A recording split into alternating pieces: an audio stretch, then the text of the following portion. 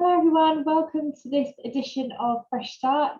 Thank you to everyone who's joining live. I can see people coming in, as well as those who are watching it on the playback. And thank you to everyone who submitted questions ahead of time. Today we're joined by the wonderful Natalie Dickson, who is a partner at Brabners Solicitors. And Natalie is going to talk to us today about relocation, which I know is an issue for some of you, and something that we haven't actually covered yet on Fresh Start. So this is a new topic which I know that a few people have already, as I said, raised questions about. I'm not going to ask them at the start. I'm going to say them to the end, because I think actually a lot of what we're going to cover today, Natalie will already answer a lot of them anyway. But if you do have any questions as we're going through, feel free to just pop me a comment, and I will make sure that I read that before the end of the session. And if anybody needs to follow up with Natalie, all of her details will be in the membership area, as well as a link to her firm. So if you need to follow up with her, you'll have the opportunity to do so, if you don't want to raise it here. Thank you, Natalie, so much for giving up your time and coming to talk to us today. It's great to have you here. So on relocation, obviously really tricky topic, and we were discussing this the other day, that it always kind of feels as though, whereas some of the other kind of negotiations around divorce and co-parenting can feel like there's no winners and losers, and I know that's kind of the aim of the court, it can feel like with relocation that's not the case. Either you're going or you're not, and the children are as well. And so how do you sort of deal with relocation, if that's presented to you, or if it's something that you're interested in doing, and you are co-parenting? Okay, no problem at all, Nicole. Thank you very much for having me. I'm going to talk generally about relocation. As Nicole says, if you want to ask anything either during the session or after the session, please do feel free. I'm very happy to come back to you. So the plan is to talk about relocation generally, both within this country, which is known as internal relocation, and also outside of the jurisdiction, known as external relocation. Now, making arrangements for children following separation in any form is a sensitive legal topic, and as solicitors we have a responsibility to handle it with great care. So much depends on how things move off at the outset. Every family is different, and there's no blueprint for what things should look like following separation. The needs of the children are paramount, and the law focuses almost exclusively on what's in their best interests. Now, that's the same whether it's just making arrangements for children in this country or a relocation. So what I've done is to try and illustrate how it all works in practice. I am going to run through a scenario based on a case that I have dealt with recently, obviously with names and things changed. But it was a really good example of how it can work. So I acted for a chap called Ben Smith, and Ben was a professional footballer, played in League One, the Championship, and he was 29 years old. He was with a lady called Gabrielle. They met when they were 19, so they'd been together a long time, and they'd cohabited from about 2011. And Gabrielle was originally from the south of France, a beautiful place near Antibes, and she was studying in Manchester when she met Ben. They had two children together, Freddie, who was born in 2012, so who was 9 years old, or 8 at the time I dealt with the case, and Nicole was born in 2018, and she was 3 years old. And so both Ben and Gabrielle had parental responsibility for the children, which I'm sure you're all aware is the rights, duties and responsibilities associated with children. Gabrielle did finish her studies, but she had Freddie when she was 21. And so because of the nature of Ben's job and the demands that brought, she'd been at home with the children. And Ben had a secure position at his club and had been there for about 5 or 6 years and had no plans to move. Freddie was in a private school near the party's home, and the plan was that Nicole would go there as well when she was old enough. And very nicely, the family would routinely spend their long summer holidays with Gabrielle's family in the south of France, as far as Ben's schedule allowed. And what happened in that case was Ben and Gabrielle had been having difficulties for a while. They'd separated about 6 or 8 months before we were introduced to them. Ben had moved out and was in a rental property nearby. Things were fairly amicable to begin with. They were making arrangements for the children between themselves. It was all very ad hoc, as it tends to be when these things first happen. And unfortunately, things took a bit of a turn for the worse when Ben met a new partner, Emma. And his contact with the children just became more sporadic. The communication between him and Gabrielle deteriorated. It's not uncommon for the introduction of a new partner to upset the apple cart. It's not. But aside from that, as circumstances change in general, it was likely that a time would come whereby the family would benefit from more structure to the arrangements, inevitably. And again, as I'm sure many of you will know, there's no blueprint for child arrangements. There's no easy structure that everybody can follow. What works or what's best for one family may not suit another. However, the common thread is that in every scenario, the arrangements should be focused on meeting the needs of the children. And that comes before any sense of entitlement of rights that a parent may feel they may have. The court take a very hard approach on anything like that. All they care about is what is in the best interest of the children. And there is a presumption in this country that what is in the best interest of the children is to have a relationship with both parents and to spend time with both of them. And I'm aware I'm speaking on a very noddy level here, but it is the starting point in all of these cases. And that is presuming there's no safeguarding concerns or anything like that. But generally, a child should have a relationship with both parents. And therefore, in this case, the starting point was that the children should be spending meaningful time with Ben in order to support their relationship with him. However, that presumption doesn't dictate that the time they need to spend with each parent should be equal. In fact, that very rarely works in reality, a complete equal split of the time. It doesn't reflect real life. And the precise division of the children's time will just depend on their needs and on the circumstances. And in this particular case, Gabrielle had been at home with the children since they were born. She'd always looked after them on a day-to-day basis. And it was therefore understandable that the children needed to divide their time unequally because the mother was more available to them in this regard, and she had taken the lead on meeting their day-to-day needs. Also, Ben had to travel for his work, and so his availability wasn't his own. He didn't have a flexible schedule at all, and so everything had to work around that. So there is some need to consider the status quo, and that's what these children were used to. So when they first separated, they had sort of focused on an arrangement whereby they carried on doing what they could around Ben's schedule. Ben was spending time with them regularly, but on days when he wasn't working or traveling, we'd encourage them to think about some arrangements for term time, what that would look like, separate arrangements for school holidays. And it was going okay. And, if parents can get to that point after a separation where they've got a good pattern of arrangements that's working for everyone, that they've reached between themselves without the need for court, and despite sensitive issues such as the introduction of a new partner, they're doing pretty well. It's not easy to achieve when emotions can be running high following the breakdown of a relationship. So it's easy to see why a proposed relocation can really be seen as a bit of a curveball and is often met with a very strong resistance from the parent who perceives themselves to be being left behind. So following the discussions about the arrangements for the children in this case, we were aware that Gabrielle was struggling with what the future might look like for her. She didn't want to stay in the family home and then wanted to move back in. So when they were dealing with the finances as an aside, they'd sort of reached those agreements anyway. She needed to find somewhere new to live, and she was going to be financially reliant on Ben for a while, given the decisions they'd made as a family. And I think she just had this really underlying feeling that it wouldn't feel like her home. I think she felt really isolated.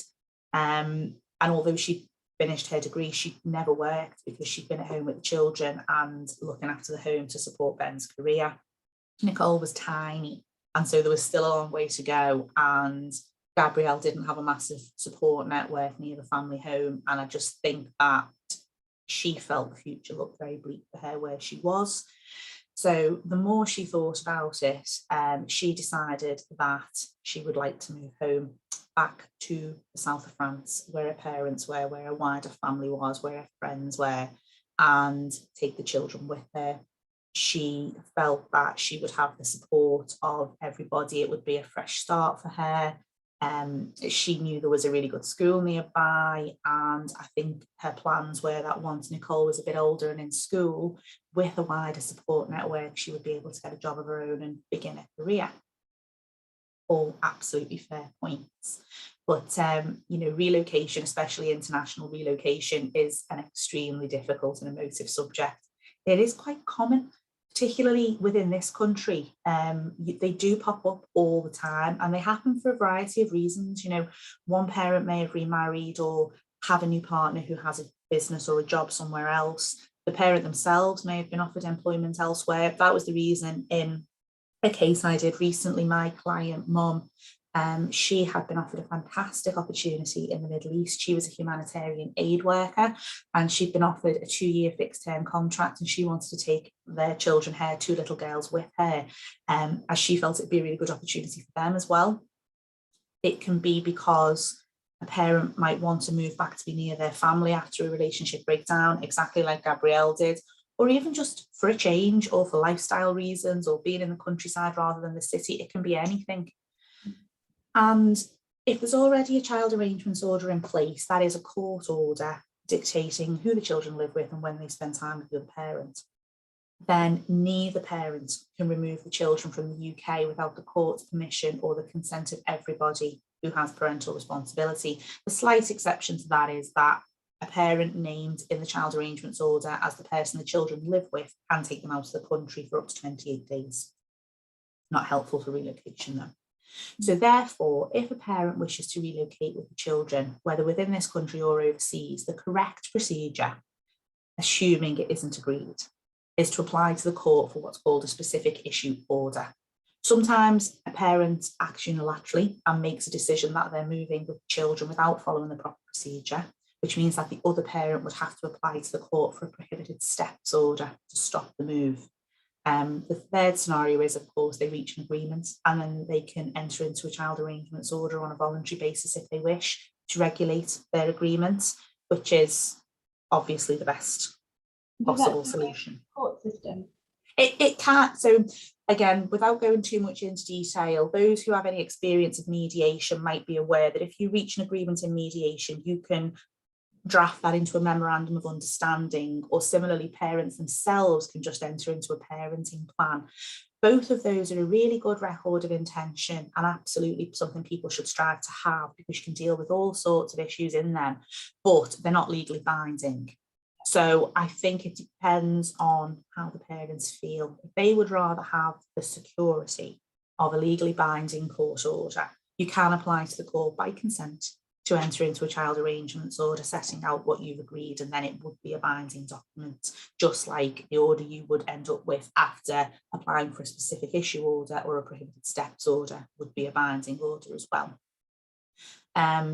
So historically, relocations within this country were treated differently to relocations overseas.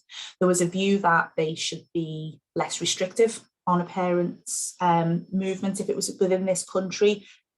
For some reason, the court deemed that was more appropriate, and then that there should be more safeguards, if you like, on a parent's move overseas. And the reason was that moves within this country were seen to be an, and I quote, an unsuitable restriction on adult liberties and would likely have an adverse effect on the welfare of the child by denying the primary carer reasonable freedom of choice. So that resulted in a sort of a positive presumption that the applicant or the parent wishing to move within this country could go, because to deny them would have such an adverse impact on them that it would negatively affect the children. And it all started to become about the effect of a refusal on the parent wishing to move with regards to relocations in this country. With regards to international relocations, the core test is the welfare of the child. It always has been. So the court would undertake a global, holistic welfare evaluation to decide what is in the children's best interests, taking into account all of the circumstances. So quite different tests. But then in 2015, there was a case called REC, and the court clarified that internal applications would also be determined by the child's welfare which is in accordance with the full welfare checklist, which is a list of statutory factors set out in the Children Act that the court should have regard to. And basically, there's no longer any reason to distinguish anymore between internal and external relocations, which makes it easier for lawyers. Definitely, it's one test, but it's a very interesting concept to me that I dealt with a case a few years ago, and I was for mum, and she wanted to move about 40 minutes away. I think they lived in the Midlands, and she was moving sort of Chester away. And again, just to be near her family. Now, circumstances had deteriorated in that case. It was a very hostile relationship, and Dad was opposed to everything. And we dealt with it as a full relocation application, as the children would have to move schools. So we felt that was the most appropriate thing to do. It was a very interesting case because Dad was so highly opposed, and it resulted in really difficult litigation. But, you know, I know families where a 40-minute commute is in the normal course of proceedings. And so it felt really odd dealing with this litigation in that way. But technically, it met the criteria for a relocation. So it needs a bit more thought, I think, the law in that area, because obviously that's different to a move to Australia or America, of course.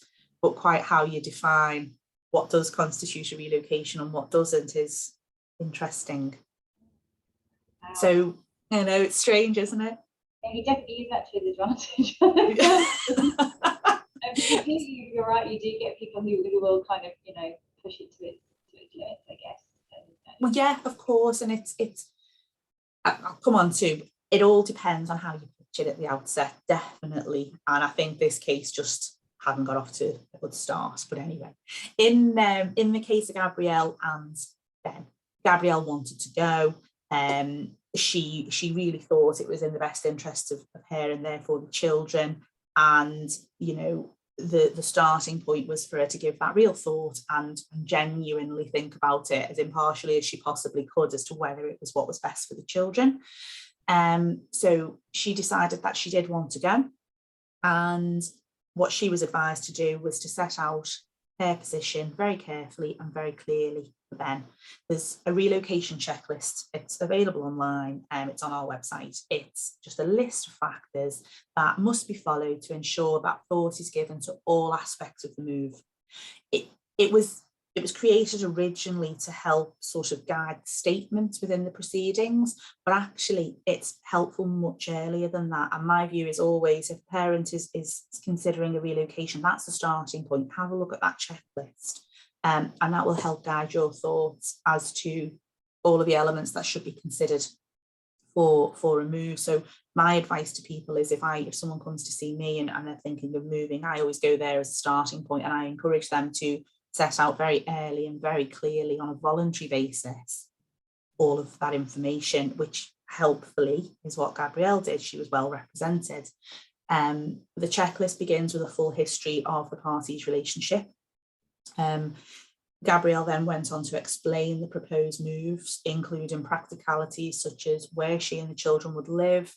You know, she should provide information about the cost of the relocation, how it will be funded, share photographs if that's possible.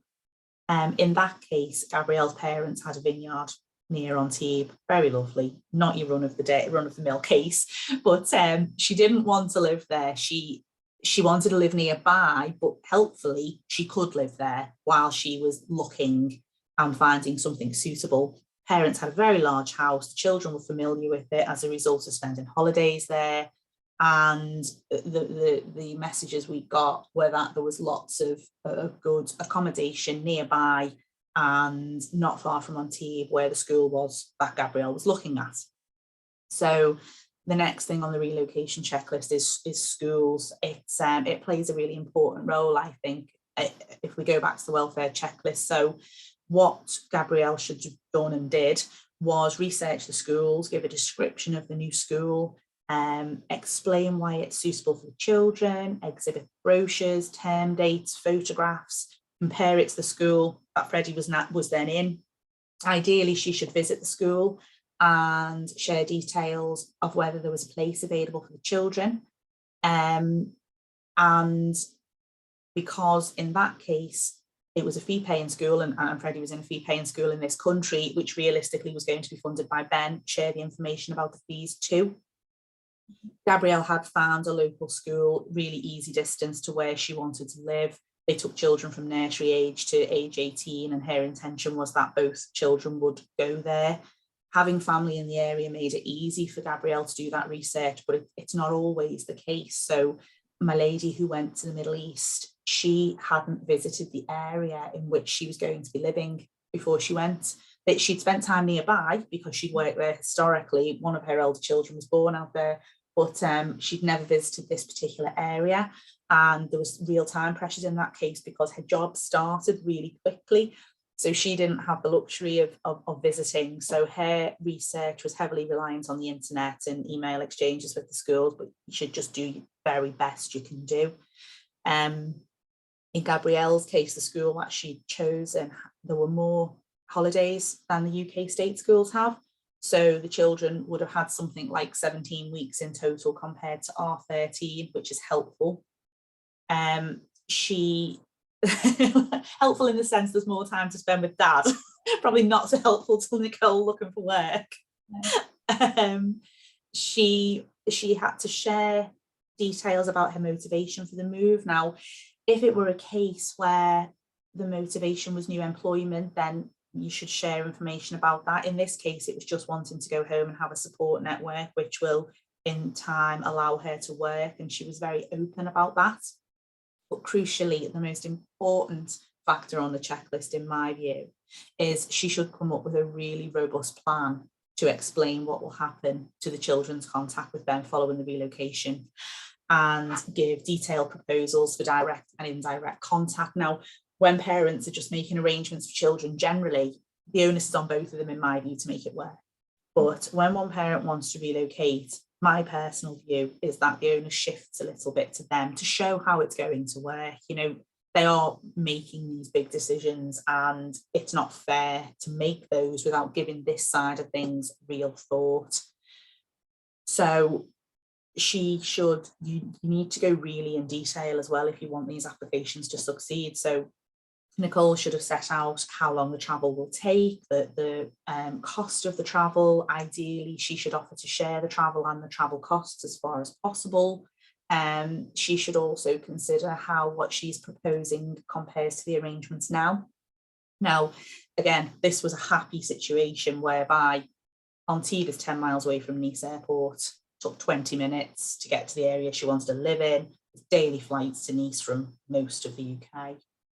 Flight time's 2 hours, and the flights were cheap. Again, more complications when you go further away, but again, do your very best. So what Gabrielle proposed was that Ben spends an increased amount of time with the children during the school holidays to make up for the time he'll lose with them during the week, which is sensible. She also proposed he spends at least one weekend a month with the children, whether that be in France or in the UK. As far as his schedule allowed. Again, very happy quirk to this case was that Gabrielle's parents had a holiday cottage, and they were prepared to allow them to use it to facilitate Ben's time with the children. Obviously, that was a very happy solution in that case, when in reality, in most cases, if a parent is visiting children in their new home country, accommodation does have to be considered and paid for as well. Gabrielle offered to share the travel, either by flying the children one way each or by alternating the visits, which was good. And then the last thing on the checklist, which harks back to what the rules used to be, is that Gabrielle should have set out what the effect of a refusal on her would have been, because it is still a factor that the courts are interested in. For Gabrielle, it was that it would have a negative impact on her own mental health. She'd been suffering with depression following the separation. She was feeling very lonely and isolated, being so far from her family. It would also have an economic impact on her, because her chances of getting into a career were going to be better with a family support network. So when this all happened, Ben was very, very, very worried about it, and the idea of the children moving to France, and his biggest fear was that it would have a detrimental impact on his relationship with them. At first as well, he felt very much that Nicole was doing it on purpose to punish him for his new relationship.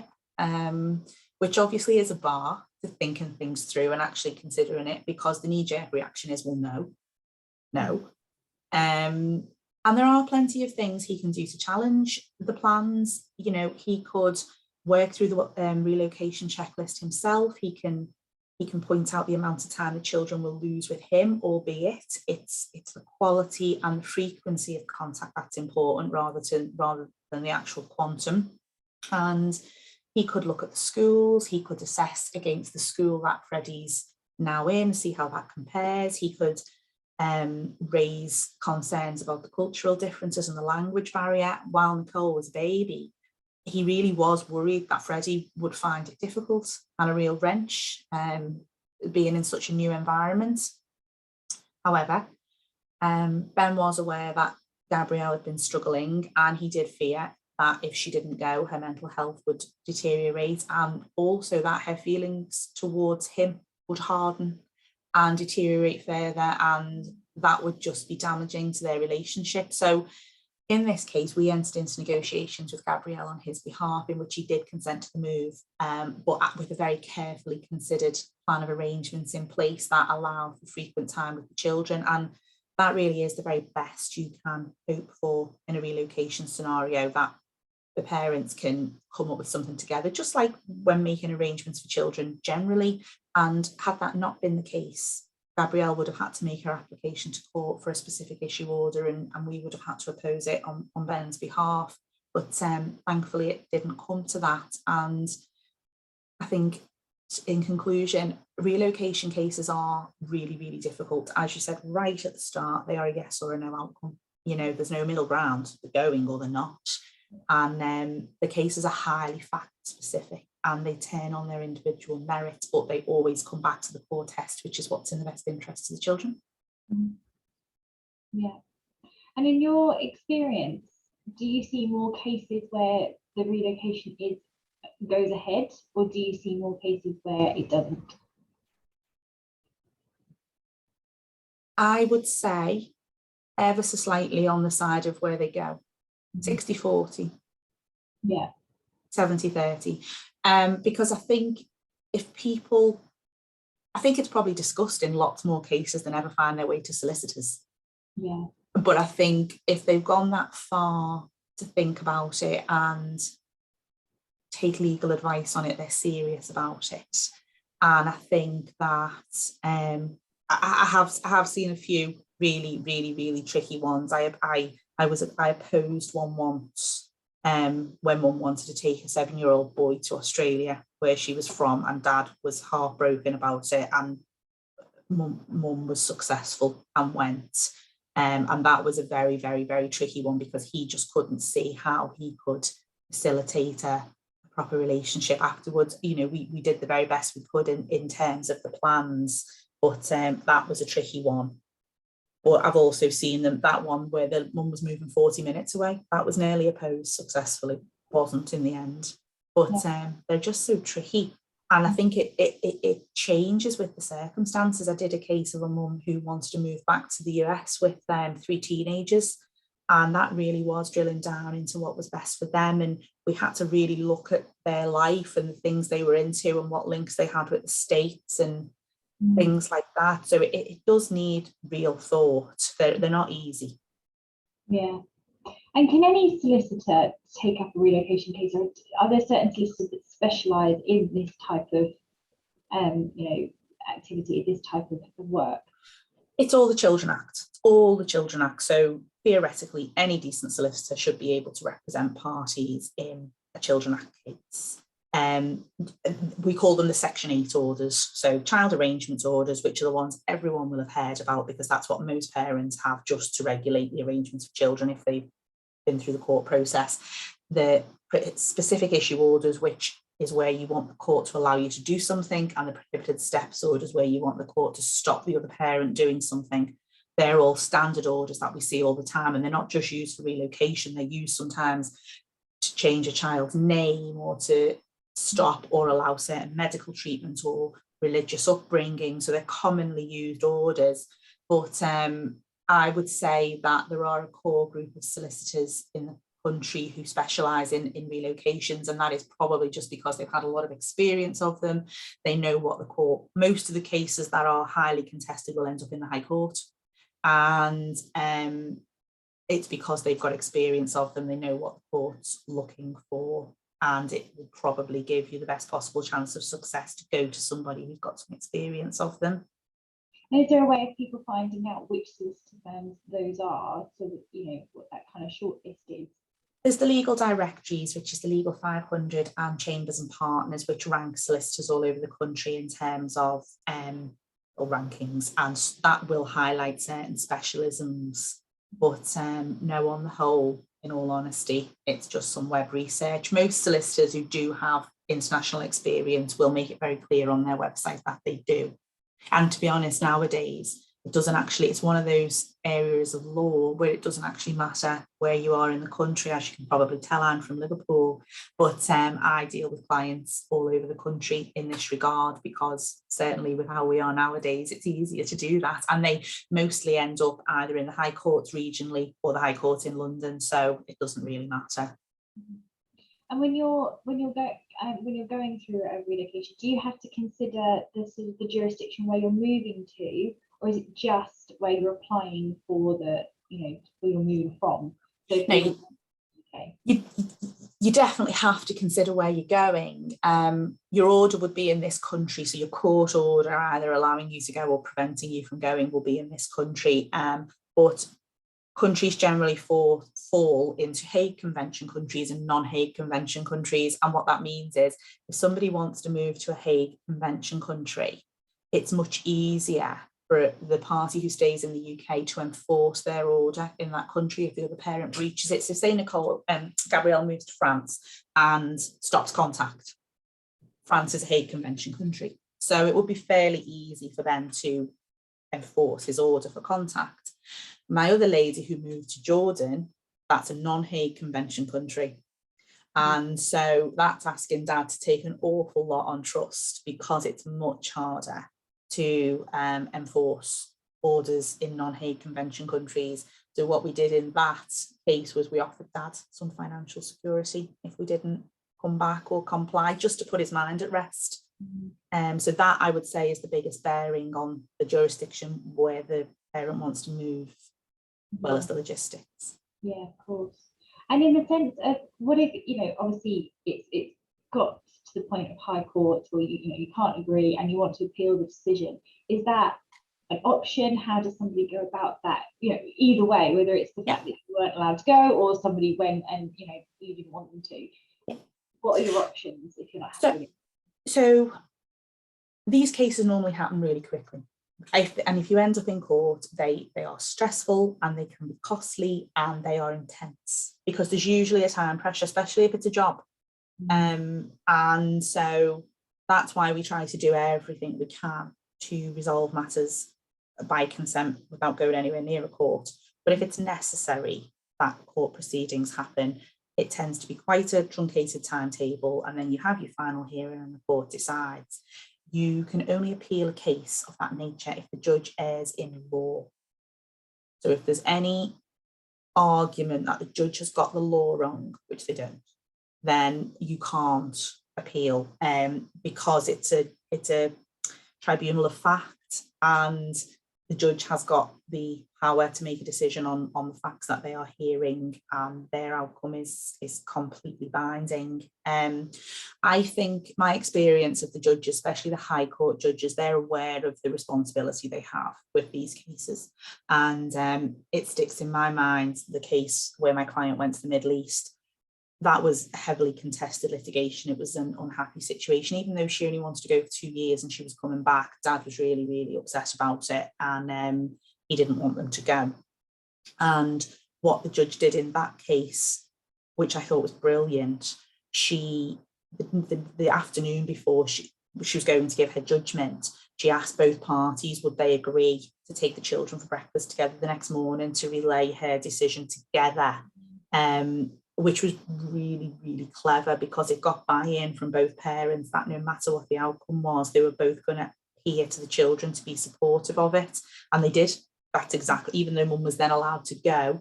So obviously we were successful in our application, and Dad obviously will have felt really, really, really hurt and hard done to by that, which I understand. He still went and delivered the message to the children with Mum, which I thought after 3 months of dreadful litigation was brilliant.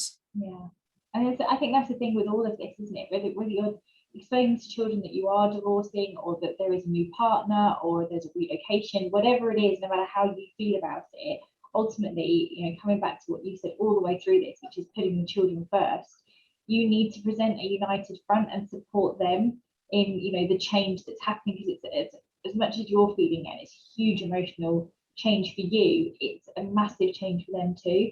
And as parents, I think we have a responsibility. We chose to have the children in the first place to put their needs first and to think about what they need in that situation, and to park your own feelings in order to present that united front and stability that all children need, regardless of, you know, what they're going through in life. And actually the outcome of that is huge on, you know, long term, their own kind of development and, you know, their own relationships, etc. So it really, you know, is so fundamentally important in, you know, relocation cases, but actually anything which requires you guys to communicate with the children, is to always do it together. I agree with what you said earlier about upsetting the apple cart. I see it so often. And sort of taking that responsibility. If you're deciding to make this change, be it relocation or a new partner, or, you know, whatever it is, getting the other person buy-in and getting them on side and then communicating it together, it makes such a difference to the children. It does, it really does. And, you know, it's just observations from my line of work. It so depends on what the reason for the relationship breakdown was. Was it one party's decision? Is the other party playing catch up? Is there a new partner? Has one party done something that's perceived to be terrible? Where is everyone emotionally? That then dictates how they approach things with the children. And the fact is, all the children are just innocent victims in all of it. And all the children need, and there's so much research to show this, is stability and unity from the mum and dad, even if they're not together. And if you think how high emotions must be running for people who are considering moving countries following a relationship breakdown, whether you're the one who wants to go or stay, it's just huge turmoil and angst. And I just think that the more that you can do to protect the children from that, the better. And in all of these cases, the France one, the Middle East one, the America one, whatever it is, the parents still got to parent quite often for a long time. And that's why I think you've got to be so careful with how it's dealt with and managing the outcome and communicating that to the children, because I think you can do so much damage.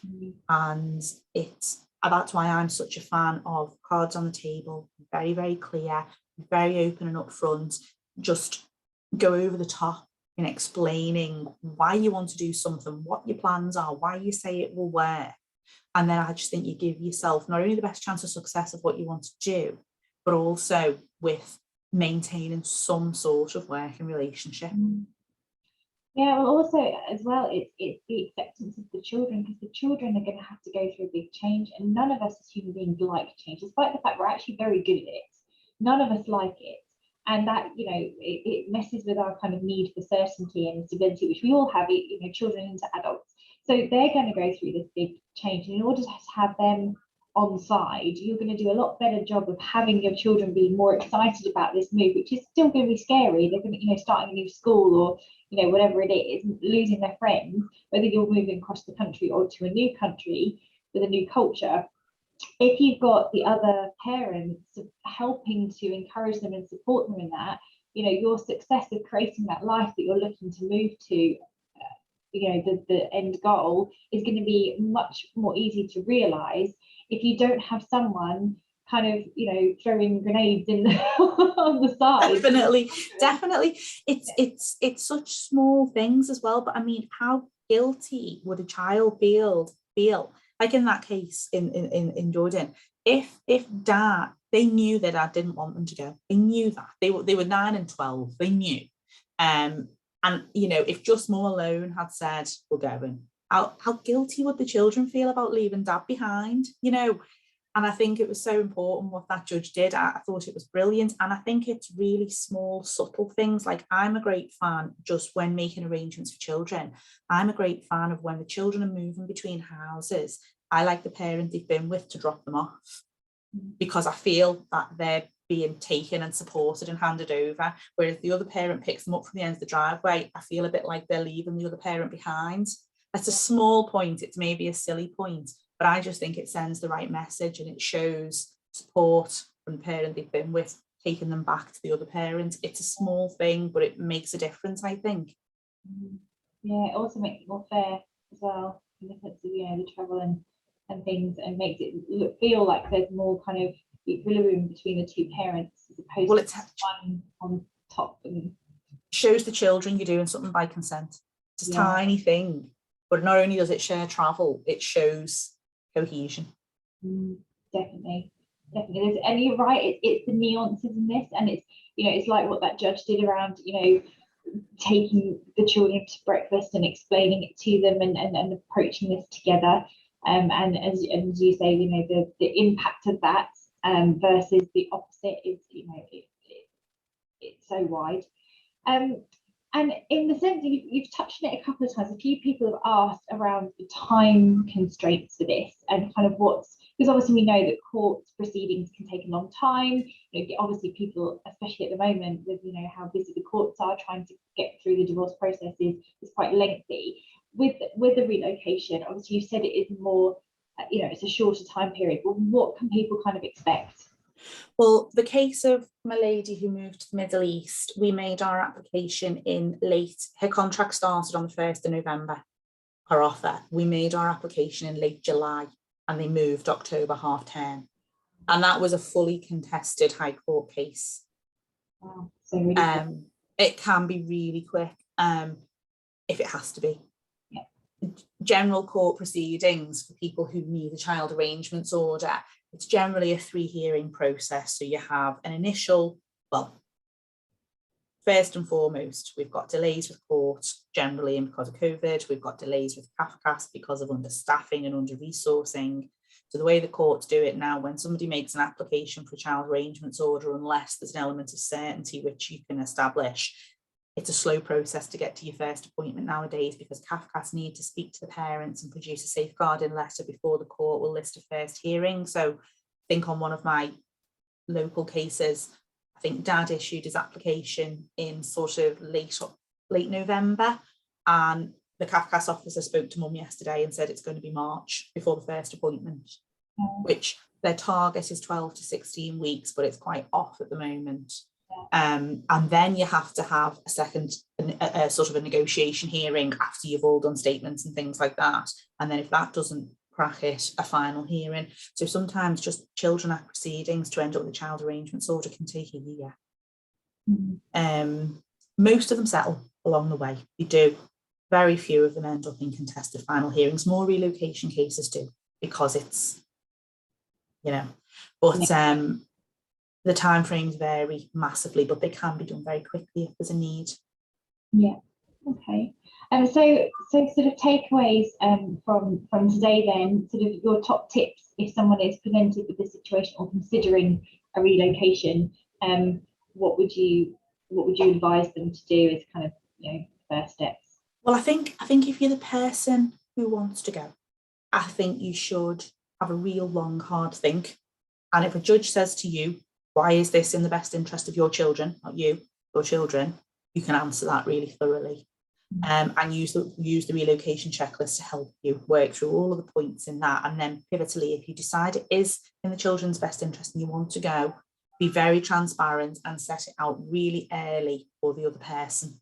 And then I think that what that shows is that it's not a knee-jerk thing, it's not a whim, it's not being done for any sort of emotive reason, it's genuinely. And if you present somebody with schools and prices and houses, it shows that. Sometimes it's got to be handled sensitively. You don't want it to feel like a fait accompli, like this is happening and I've made all these plans. It's, I want to do this. Here's all of my research and what it would look like. I'd really want us to talk about it and see if we can do something.